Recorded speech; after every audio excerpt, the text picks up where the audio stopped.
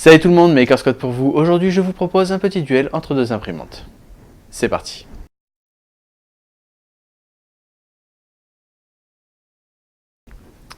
Et je vous le dis tout de suite, ce duel n'aura pas vraiment de valeur, puisque l'on va faire s'affronter deux imprimantes aux technologies complètement différentes, à savoir la technologie FDM et DLP. Ces technologies n'ont pas été développées pour le même type d'application, donc forcément, essayer de les faire concourir sur un terrain commun n'a pas vraiment de valeur.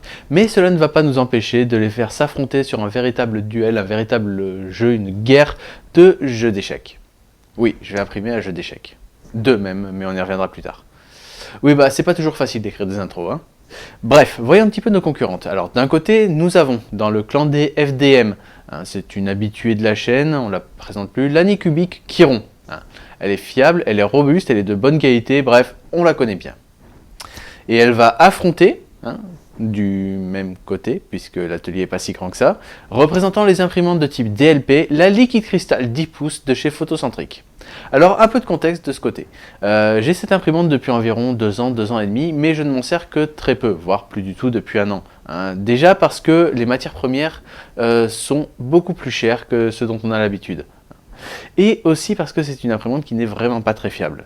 Si vous voulez, c'est une imprimante d'entrée de gamme qui est sortie à un moment où la technologie DLP n'était d'après moi pas prête à avoir des imprimantes d'entrée de gamme à moins de 1000 €. Aujourd'hui, on a par exemple la très bonne Anycubic Photon qui a de très bonnes revues et qui est basée sur le même principe que la Liquid Crystal 10 pouces, mais elle est plus développée et la Liquid Crystal, elle, je pense que c'était un peu tôt, et ça se ressent dans sa conception et dans ses limites. Alors du coup, ça fait à peu près 1 an que cette machine est dans un coin de mon studio et qu'elle bouge plus.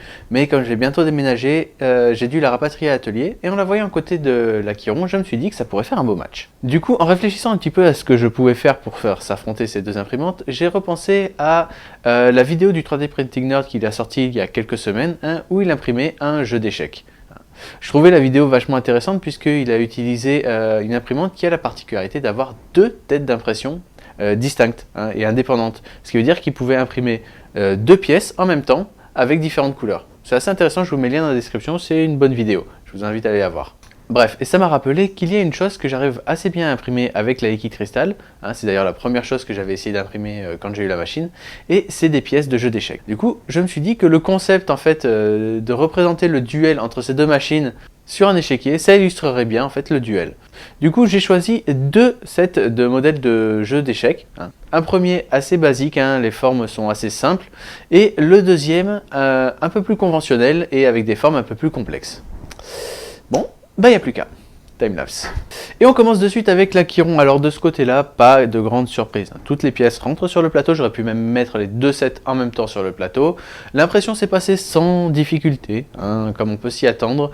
Paramètres d'impression classiques, 190 degrés à la tête, 50 degrés au plateau, une vitesse de 50 mm par seconde pour l'impression, réduite pour la première couche, et du PLA bleu. Le premier set a mis environ 6h30 à s'imprimer, le deuxième set 10 heures. Bien, passons maintenant à la Liquid Crystal. Et oui, clairement, je n'aurais pas dû mettre la caméra à l'intérieur de l'imprimante pour filmer. Mais si je l'avais mis à l'extérieur, vous n'aurez rien vu non plus. Du coup, je vais en profiter pour vous expliquer un petit peu comment ça fonctionne. La technologie DLP, pour Direct Light Processing, est une technologie qui utilise comme matière première une résine liquide photosensible. Cette résine a la particularité de pouvoir se polymériser, donc se durcir lorsqu'elle est exposée à un rayonnement lumineux. Et c'est justement sur cette propriété que va jouer la technologie DLP pour pouvoir imprimer les pièces. Donc comment ça fonctionne? L'imprimante en elle-même est assez simple. On a un écran, un axe Z avec un plateau en verre et un bac. Le fond de ce bac est un film transparent interchangeable. On place le bac sur l'écran, on met de la résine à l'intérieur, on place le plateau à l'intérieur, on fait le 0 et on est prêt à imprimer. Niveau logiciel, on a, comme pour les imprimantes de type FDM, un trancheur qui va découper le modèle en différentes couches. Et ensuite, le logiciel va s'occuper d'envoyer ces couches à l'imprimante. Donc, comment ça fonctionne? En fait, l'écran de l'imprimante est noir. Et quand on va lui demander d'imprimer, ce qu'il va faire, c'est qu'il va afficher en blanc la couche à imprimer. La résine qui se trouve juste au-dessus, puisque le bac est directement posé sur l'écran, la résine qui se trouve juste au-dessus donc va se polymériser, va se durcir. Ensuite, l'axe Z va monter et la prochaine couche va commencer. Et peu importe la taille de la couche, la durée d'exposition pour imprimer une couche est toujours la même. En fait, elle dépend uniquement du type de résine utilisée. Ce qui veut dire que peu importe la taille, que ce soit juste un petit point ou la moitié de l'écran qui soit occupé par cette couche, ça prendra toujours le même temps. Alors une fois terminé, ça ressemble à ceci. Bien, donc comme vous avez pu le voir, une fois sorties du bac, les pièces sont très belles. Hein. Elles sont brillantes, elles sont lisses, elles laissent bien passer la lumière, mais ce n'est pas la fin. Non. Contrairement aux imprimantes de type FDM où une fois que l'impression est terminée, on peut récupérer les pièces sur le plateau, là il y a encore tout un traitement à faire une fois que les pièces sont sorties du bac. Il va falloir les prendre, les rincer avec de l'eau ou de l'alcool en fonction de la résine utilisée, puis ensuite les placer dans un bac rempli d'eau et les exposer à la lumière pendant 24 à 48 heures pour s'assurer que toute la résine soit bien polymérisée. Sinon la texture sera vraiment pas très agréable. Donc comme vous en doutez, pour cette imprimante, j'ai pas pu tout imprimer en une seule fois. Je vous l'ai dit, cette machine n'est vraiment pas très fiable. Par exemple, vous avez vu sur le plateau, hein, sur la photo, il y avait 3 pièces. Ce que vous n'avez pas vu en revanche, c'est qu'à la base, il était censé y en avoir 7. Et c'est justement l'un des problèmes de cette machine, c'est que les premières couches adhèrent assez difficilement au plateau. En fait, lorsqu'on imprime la première couche, quand le plateau monte, il arrive que cette première couche reste collée au fond. Hein, c'est-à-dire au film plastique. Et c'est problématique parce que pour une imprimante de type FDM, si on rate la première couche, on le voit de suite. On peut arrêter l'impression, enlever tout ce qu'il y a sur le plateau, le régler si nécessaire et relancer. Mais là, on ne le verra qu'au bout de 2 ou 3 heures. Et il peut y avoir d'autres pièces qui se sont bien imprimées, hein, comme les 3 que vous avez vues. Mais on peut aussi se retrouver avec un plateau vide au bout de 2-3 heures d'impression. Il faut nettoyer correctement, s'assurer qu'il n'y ait plus de morceaux qui traînent au fond. Bref, c'est assez complexe. Et du coup, ça rend la tâche encore plus difficile, encore plus fastidieuse. Et donc ça donne vraiment pas envie d'utiliser la machine. Bien, maintenant voyons un petit peu les résultats. Et on commence de suite avec la Chiron et le premier set. Comme vous pouvez le voir, hein, je vous l'avais dit, c'est un set assez basique, des formes géométriques assez simples. Et l'impression s'est très bien passée. Hein. Notez que j'ai pas nettoyé les pièces, il y a encore quelques petites perles. Hein, mais vraiment, l'impression s'est très bien passée et les pièces sont nickel. Seules ces 2 pièces, hein, les cavaliers, ont, comme vous pouvez le voir, un petit peu à l'intérieur des fils, parce que ça manque un peu de support. Mais rien qu'un petit coup de pince ne puisse régler. Alors notez qu'on pourrait obtenir un bien meilleur résultat si je faisais un peu de post-production dessus, mais j'ai envie d'avoir sur les échiquiers vraiment le résultat brut de chaque imprimante. Donc là, mis à part ces pièces et un peu le sommet de certaines pièces qui, hop, est pas très propre, le résultat est vraiment très bon. Maintenant, voyons le deuxième set. Bien, donc là, comme je vous l'avais dit, les pièces sont un peu plus complexes hein, et un peu plus conventionnelles. Hein, on reconnaît plus facilement les différentes pièces. Et là encore, la Chiron a fait un très bon travail. Hein. Les pièces sont plus détaillées et les détails ressortent plutôt bien. Hein. On peut voir, hein, le sommet des pièces est un petit peu plus bâclé étant donné que les couches sont un peu plus courtes et que donc forcément chaque couche n'a pas le temps de refroidir avant la prochaine. Mais dans l'ensemble, les détails sont vraiment très bons. Et d'ailleurs, on remarque que les pièces les plus complexes ressortent mieux que les pièces assez basiques. Hein, si on compare avec, par exemple, le pion, là, là on voit bien cet effet de couche. Hein, bon, la lumière aide un peu, mais on voit bien l'effet de couche alors qu'on ne le voit quasiment pas sur ces pièces. Donc c'est assez intéressant à voir que plus la pièce est complexe, plus le résultat est propre. Les résultats sont vraiment sympas. Hein, on voit les cavaliers ont également un petit peu de fil en bas, hein, puisque ça aurait nécessité quelques supports, mais dans l'ensemble, le résultat est vraiment très bon. Hein, sachant que la pièce la plus haute, voilà, c'est celle-là. Les détails en haut sont un petit peu bâclés, mais mis à part ça, franchement, le résultat est plus que bon. Bien, maintenant passons à la véritable inconnue de ce test, à savoir la liquide cristal. Et on commence une nouvelle fois avec le premier set, hein, et quand on voit ça, on note 2 choses. Bon, la première, c'est que certaines pièces sont beaucoup plus foncées que les autres. Ça, c'est ma faute. Hein. C'est la même résine, ça aurait dû être la même couleur, mais en fait, j'avais oublié une chose, c'est que le colorant a tendance à se déposer au fond de la bouteille quand on ne s'en sert pas. Hein. Et forcément, après 1 an, le colorant s'est bien déposé. Hein. Du coup, les premiers sets sont plus clairs qu'ils n'auraient dû être, et le fond de la bouteille, hein, les pièces imprimées avec le fond de la bouteille sont beaucoup plus foncées. Oups. Deuxième chose qui nous saute aux yeux, c'est qu'on n'a pas l'impression que c'est imprimé en 3D. Hein. Alors, bon, j'ai l'habitude des impressions de type FDM, mais vraiment, ne serait-ce que l'aspect, hein, le fait que la lumière passe bien à travers, la couleur, je sais pas, la texture, le poids aussi. Hein, les pièces sont beaucoup plus lourdes que les pièces imprimées avec une imprimante FDM, parce qu'il faut savoir qu'il n'y a pas de notion de remplissage avec ce type d'imprimante. Du coup, toutes les pièces sont vraiment pleines à 100%. Ce qui aide un petit peu à la rendre plus lourde. Bref, tout ça fait qu'on n'a pas vraiment l'impression que c'est imprimé en 3D. Alors certes, comme je vous l'ai dit, j'ai l'habitude des pièces FDM, du coup je sais à chaque fois qu'on me dit qu'une pièce est imprimée en 3D, je sais la reconnaître, je veux dire, je sais à peu près quelle texture elle va avoir, quelle taille, quel poids elle va avoir, alors que là, ben, c'est un petit peu déroutant. Bref. Mais sinon, le résultat est vraiment très bon. Alors encore une fois, c'est le résultat brut, hein, et on peut voir, surtout sur cette pièce, par exemple, hop, si on regarde un petit peu de plus près, on a encore cet effet de couche. Alors pas toutes les couches, mais certaines couches réapparaissent bien.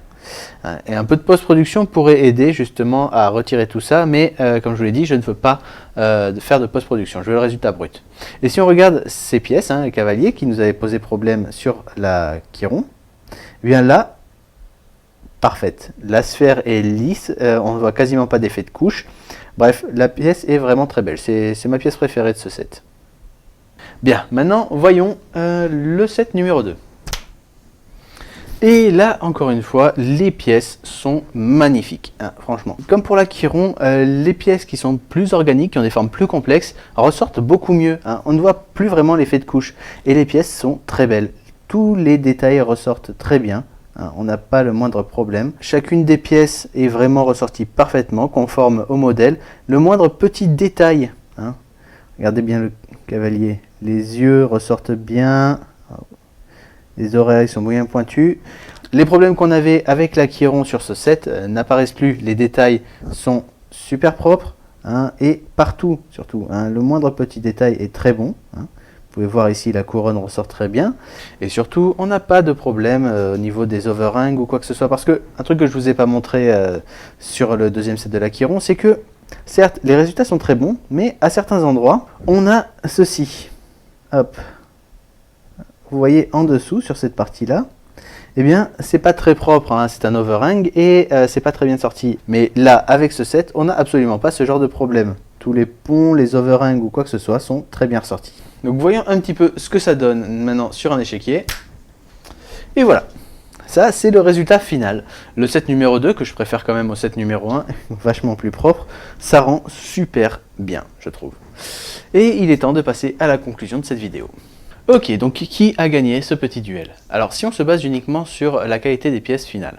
Alors pour le premier set, les deux imprimantes se valent. La Chiron a fait un très bon travail et la Liquid Crystal aussi. On donnera un léger avantage à la Liquid Crystal pour les cavaliers qui sont quand même beaucoup mieux ressortis que sur la Chiron. Mais mis à part ça, les deux prestations, je trouve, sont plutôt pas mal. Les deux imprimantes ont fait un excellent travail. C'est sur le deuxième set que ça va se jouer. Et sur le deuxième set, eh bien, c'est la Liquid Crystal qui l'emporte. Alors, vous ne méprenez pas, la Chiron a fait un excellent travail.